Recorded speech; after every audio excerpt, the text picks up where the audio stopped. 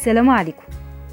القرنبيط شكله وقرمشته حلوين قوي، يتاكل وهو سخن مع طبق مكرونه. يلا نشوف يتعمل ازاي مع بعض. احط في الميه اللي بتغلي ملح ومعلقه كمون، الكمون علشان يضيع ريحته.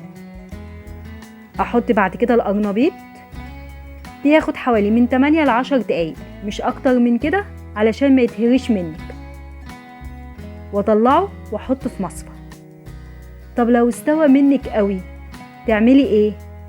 تطلعيه بسرعة وتحطيه في مية ساقعة، كده هيمسك نفسه شوية. تعالي بقى نحضر الخلطة مع بعض.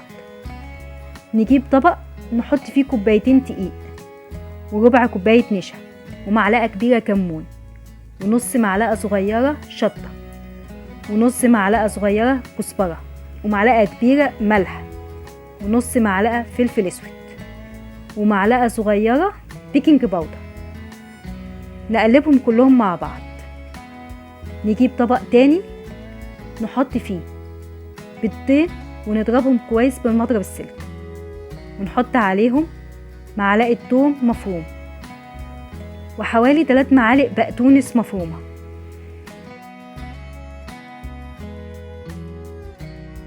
ونحط عليهم نص كمية الدقيق، وبعد كده نحط مية حبة حبة.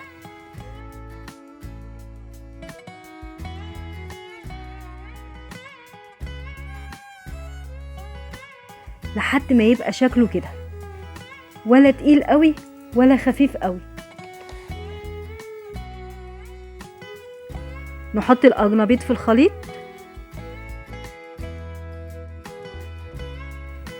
وتعالوا نروح نحمره مع بعض. هطلع القرنبيط من الخليط وهحطه في الدقيق، في طبق الدقيق، وهاخده من طبق الدقيق احطه على طول في زيت. الزيت يكون كتير وسخن.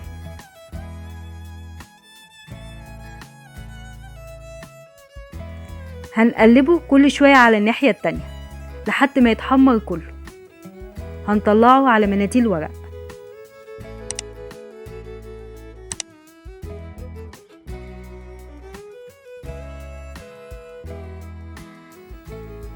وشكله اهو بعد ما اتحمر.